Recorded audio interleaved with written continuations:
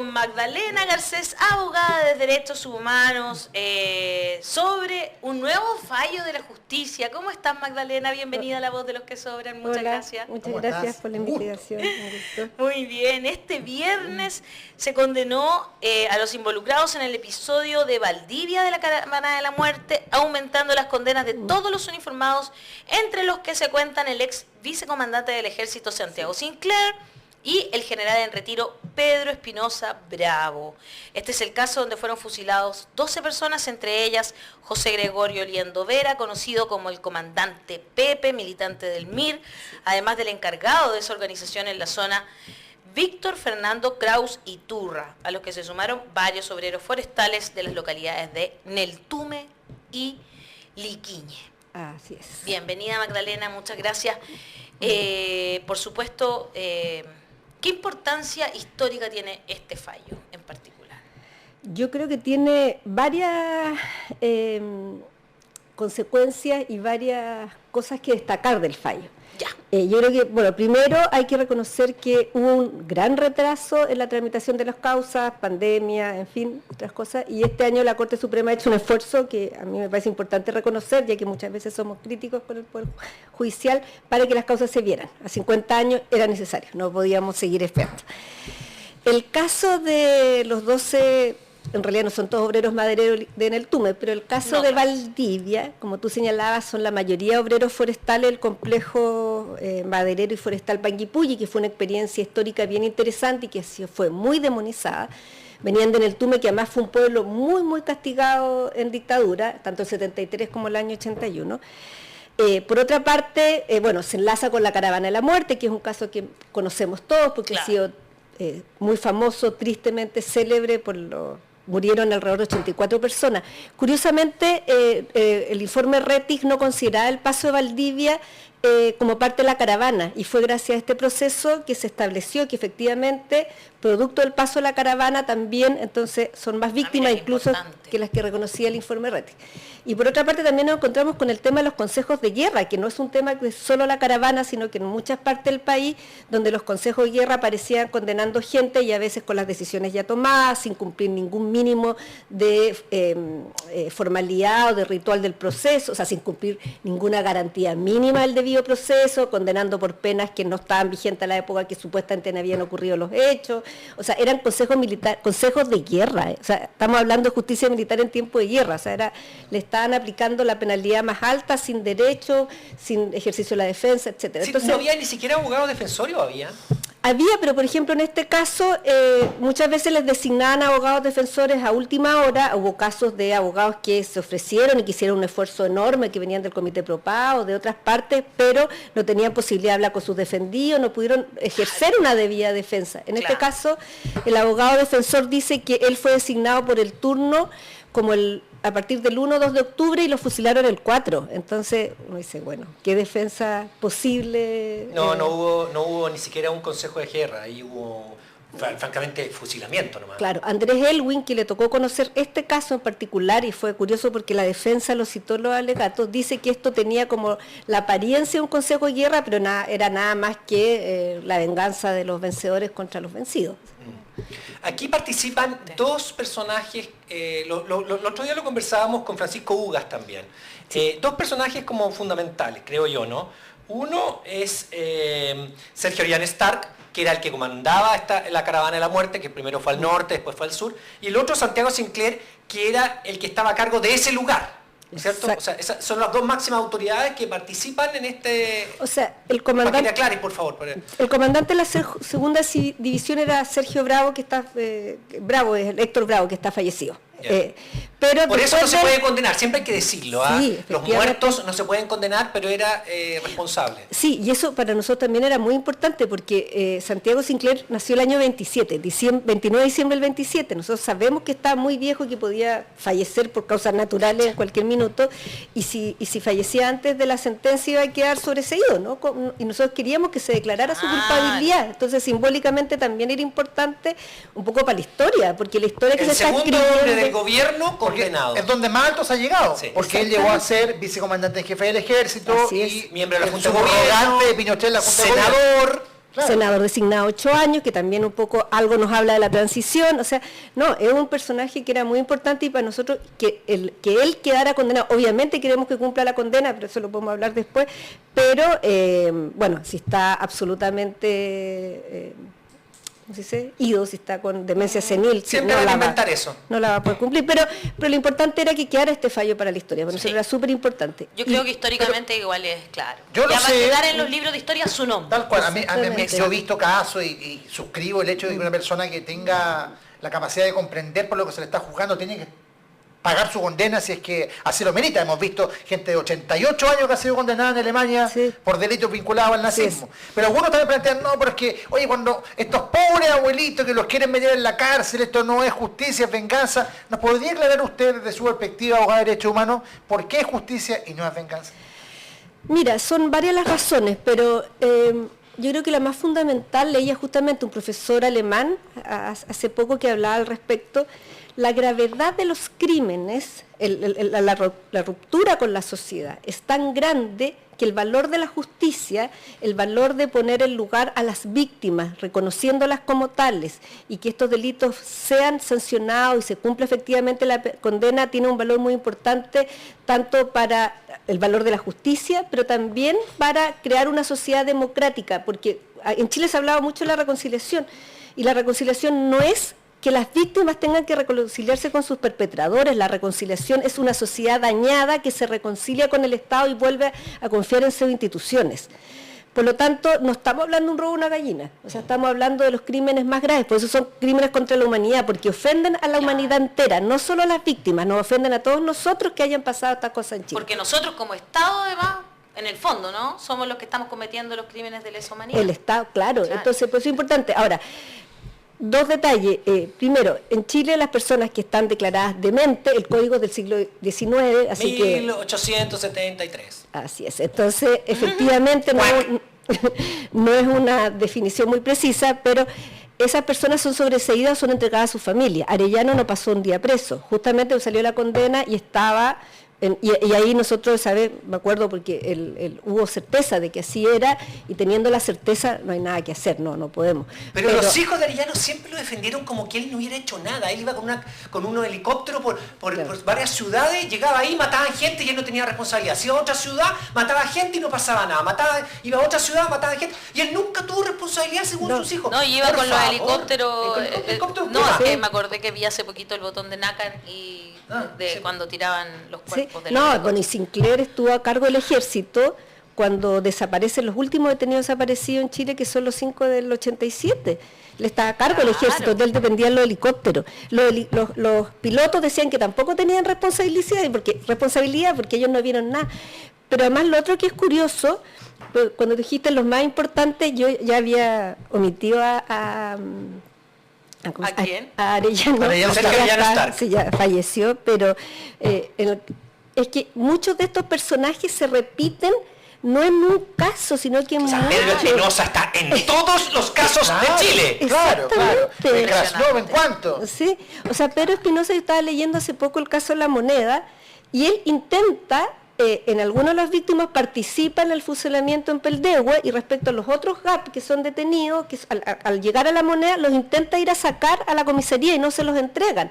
Y eso después, bueno, son desaparecidos, pero sabemos que son fusilados después. Claro. Pero en el fondo desde el día 1 están y se repiten los mismos nombres. De la Maotier, que es el piloto que aparece condenado, que está condenado también en otras caravanas, pero el piloto que nos aparece en el primer caso que pudimos establecer de vuelos de la muerte, de un vuelo... ¿Televisores? No, vuelos de la muerte, de lanzamiento, que les ponían estos rieles y los lanzaban al mar. Entonces, como que todos estos personajes se repiten una y otra vez, y es bien impresionante. Y por eso también es importante este caso, porque a diferencia de Espinosa y los integrantes de la caravana, que ya están cumpliendo condena, Sinclair no había sido condenado nunca. Y ese quería meterme en eso. Es muy importante. Quería meterme en eso. Y tú lo dijiste en un principio, colega. Un tipo que llega a ser senador de la República, 8 años. 8 años. O sea, está dictando leyes. Exacto. Un homicida, ¿cierto? Un homicida, así que responsable de esa, y debe ser de mucho más, pero por lo menos lo condenamos por 8, no por 12 casos, ¿cierto? fue senador de la República en democracia. O sea, y estaba en ¿Qué la democracia es la esa? bancada de la UDI, ¿Qué democracia? participando con ellos, o sea, dictando leyes para todos los chilenos. Uno tendría que revisar todas esas leyes. Si un homicida dictaba leyes. Sí, un homicida claro. que los cometió antes, ¿ah? Ojo, no es que después que salió senador fue a matar gente. Él era responsable, sabía que era responsable de muertes y estaba sentado en el Senado recibiendo sus luquitas todos los meses. Exacto. Una cosa increíble en un país como este. No, claro, es impresionante. Y justamente en el mismo Senado donde nunca se derogó la ley de amnistía, por ejemplo. Claro. Yo me pregunto también, cuando tú hablabas de las instituciones, cuando hablabas de cuál es la verdadera reconciliación, que no es tapar las cosas y decir, no, esto no pasó, quedémonos con lo bueno, que si es que pudiese haber algo bueno de la dictadura, olvidémonos casi como de que mataron gente, que es lo que se está diciendo hoy, con el negacionismo, ¿no? Con este avance del negacionismo, no solo en Chile, sino en el mundo entero, que es muy terrible, ¿no? Pero también, me acuerdo, me ha pasado no una, en varias ocasiones, de estar lamentablemente sentada con gente que de cierta manera participó de la dictadura, del gobierno militar, gente que era milico en ese momento, ¿no? Entonces, y que te decían, por ejemplo, que no era una dictadura, el gobierno de Pinochet no era una dictadura porque el Poder Judicial estaba aparte del gobierno, del Ejecutivo y el Legislativo. Todos los recursos amparo que acogió. Por eso quería preguntarle a Magdalena derechamente, ¿cómo fue que este sistema de la justicia, que todavía no nos permite confiar en el sistema judicial, que todavía yo creo a estas alturas vemos que hay una justicia para ricos y una para pobres, ¿verdad? Una justicia diversa, también se miden con diversa vara. Los militares que mataron gente, que fueron... porque que tengo muy presente el documental que lo vi el fin de semana pasado, del Botón de Nácar, que hace esta comparación entre el genocidio Selknam y la dictadura y todas las muertes que hubo. Entonces como que una cosa que fue tan dura y tan terrible, ¿cómo es posible que los tribunales de justicia no hayan estado permeados por todo ese sistema, ¿no? Fueron parte de esa impunidad con la que todavía sentimos. O sea, fueron parte de la impunidad absolutamente. Fue un poder judicial, le dice el propio informe Rettig, obsecuente con la dictadura. Eso yo creo que, y eso creo que no hay discusión. Creo que tenemos casos muy importantes de jueces que se enfrentaron, pero efectivamente fueron pocos. Cánovas Robles, el ministro Brito, que fue una vez a constituirse en un cuartel de la CNI, exactamente, el ministro René Villegas, que trató de investigar un caso que era un juez que trató de investigar casos de tortura, en fin, pero siempre volvemos al ministro Cerda, en fin. Claro, como pero individuales. Claro, pero la Corte Suprema no quiso ejercer jurisdicción y controlar los consejos de guerra, dijo que estaba fuera de sus competencias. Ahora, yo creo que a partir de los años 90 la dictadura dejó una Corte Suprema amarrada, como tantas otras cosas, pero hay un proceso paulatino en que van ingresando nuevos ministros, en que van muriendo, falleciendo o jubilando ministros anteriores y que efectivamente hay un intento por hacer justicia. Nosotros hemos sido muy críticos con el Poder Judicial, como Londres 38 y como querellantes, pero yo también reconozco que han habido avances desde el Poder Judicial que muchas veces no estuvieron acompañadas por políticas públicas de los gobiernos respectivos, que podrían haber hecho un trabajo mucho más importante en cuanto a otorgar recursos, a modificar leyes, a generar programas. Por ejemplo, las víctimas sobrevivientes de prisión política y tortura, el nivel de la cantidad de casos fallados y resueltas es mínima, siempre parecen como víctimas de segunda categoría. Todavía hay 1.500 casos sin resolverse en distintas cortes del país, sobre todo en regiones. Quizás casos muy importantes y emblemáticos que conocemos todos nosotros ya han llegado a la Corte Suprema, algunos se han terminado, pero todavía hay otros que están en primera instancia, que se están recién investigando. Entonces, yo creo que señales como esta, la que se están dando de dar celeridad a los casos, son importantes y que ayudan a reconocer un trabajo del Poder Judicial, pero efectivamente ha sido un trabajo lento, tardío. Pero, Magdalena, perdona que te interrumpa, pero no, por supuesto. No, es que tiene que ver con lo que estás hablando tú. Cuando una entidad, ¿cierto?, participa activa o por omisión en la violación de derechos humanos, tiene que hacer un gesto. Lo acaba de hacer los marinos. No sé si tendrá el peso, pero lo acaba de hacer, ¿cierto? Lo acaba de hacer. Lo hicieron los militares hace 4 o 5 años. Sí. Podemos criticar ese gesto porque si no significa nada, igual siguen escondiendo expedientes, pero lo hicieron. El Poder Judicial tenía un presidente, Israel Borges, que dijo la frase: me tienen curcuncho con esto de los detenidos desaparecidos. El presidente de la Corte Suprema chilena, o sea, el máximo representante del Poder Judicial dijo, me tienen curcuncho con esto de los detenidos desaparecidos.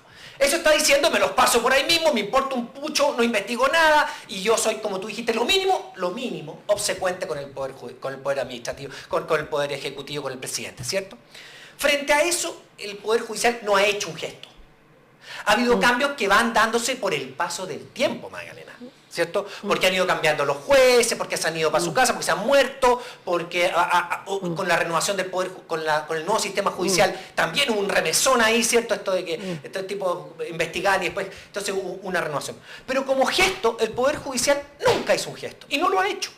En términos de decir, nosotros tenemos responsabilidad por omisión de no haber acogido ni uno de los, no sé si uno, pero por lo menos un caso, sí, creo que es un caso, de los cientos de recursos de amparo que podrían haber salvado vidas, ¿cierto? Un recurso de amparo bien presentado, dice, tráigame el cuerpo, porque lo he dicho 500 veces y lo voy a seguir diciendo, un recurso de amparo es habeas corpus, tráigame el cuerpo presente, póngamelo aquí frente a mí que soy el juez, el cuerpo de esta persona. No, pregunto al Ministerio del Interior y me dice, no lo tienen, dice el Ministro del Interior, rechazado.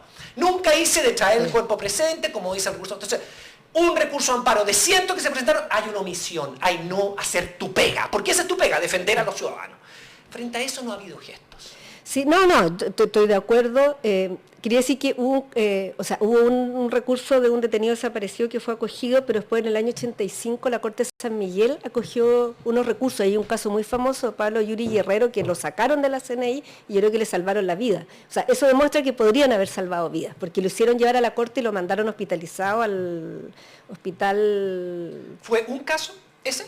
Sí, y que fue muy famoso y además le decían la Corte Roja, de haber acogido un recurso. Cáchate, imagínate.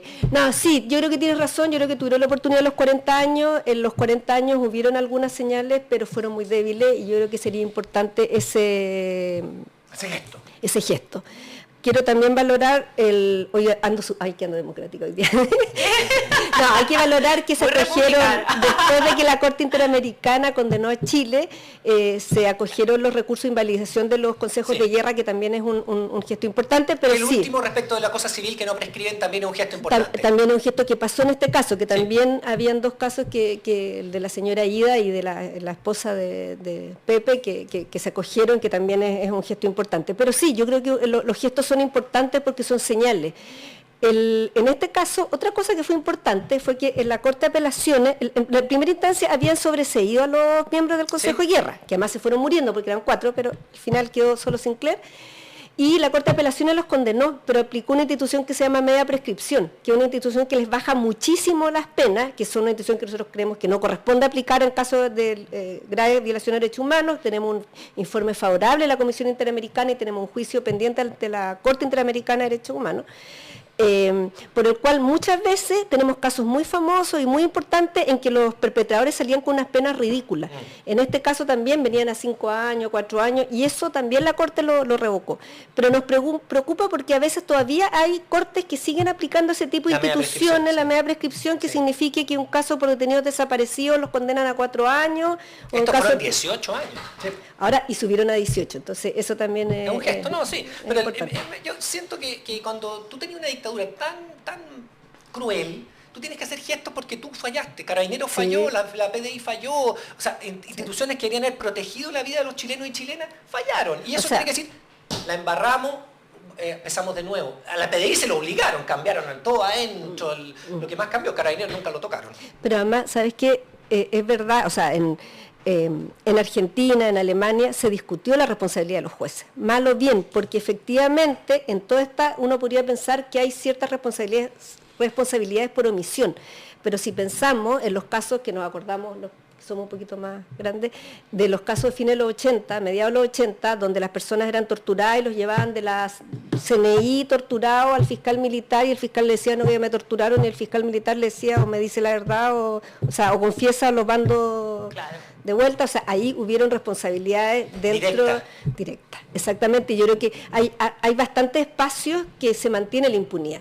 Y que eso también son señales muy preocupantes. En Canal 13, ¿se acuerdan o no? Sí, la Karen Eiter. La Karen Eiter. Claro. Exactamente, esos son casos como importantes que todavía se mantienen en la impunidad, así como la complicidad de civiles o la complicidad de sectores empresariales respecto a las graves violaciones de derechos humanos. Y aquí lo hemos dicho mucho. Sale muy comentado. El buquecito que ponía exposiciones. En el libro de Mirko. Claro. Porque nosotros, aunque empezamos en el periodismo en los años 90, igual alcanzamos a ganar todo ese tiempo, en fin, largo. Sabín Carnera dice, recuerdo a mi hermano mayor de solo 16 años, lo sacan el 73 desde su sala de clases. Como estudiante participaba en trabajos voluntarios enseñando a leer y escribir el campesinado de la séptima región. Vilma Cifuentes dice, muy relevante el juicio Sinclair.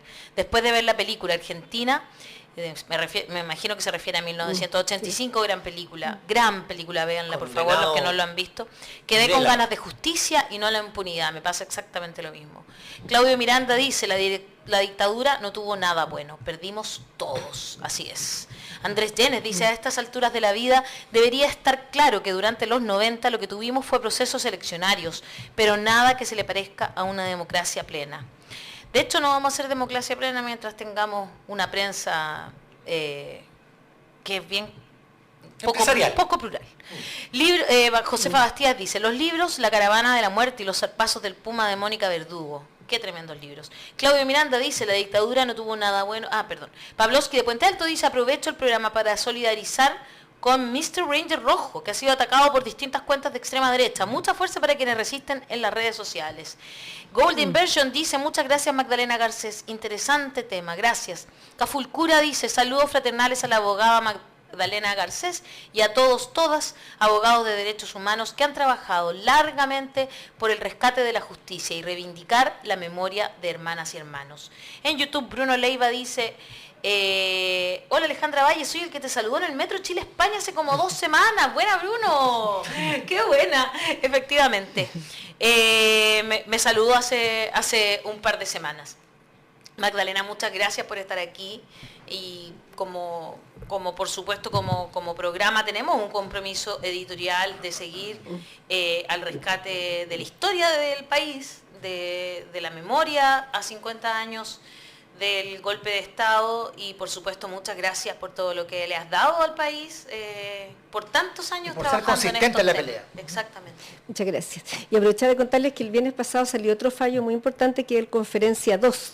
Sí, lo leí, el página de conferencia. Nosotros hicimos una nota de eso. De la directiva del Partido Comunista del año de diciembre, la segunda. Conferencia 1 y conferencia 2, sí. Pueden entrar a la voz de los que sobran.cl y van a encontrar ahí efectivamente este fallo histórico en la Corte de Suprema. La calle Conferencia, por eso se llama Conferencia 2, porque el segundo fallo... Ahí está, fallo histórico, Corte Suprema condena 37 agentes condenados, 37 agentes de la DINA. Te apuesto que está Pedro Espinosa. Por secuestro y homicidio de la segunda directiva clandestina del PC. Oye, año 73, no, 76, no estamos hablando de los inicios. Bastante avanzado ya. Verdad que lo conversamos el otro día, que el año 73 y 74 fueron los más letales, por decirlo de alguna manera, pero después se siguió torturando, exiliando, asesinando, etc. Y todo lo que sabemos que pasó en esos macabros años.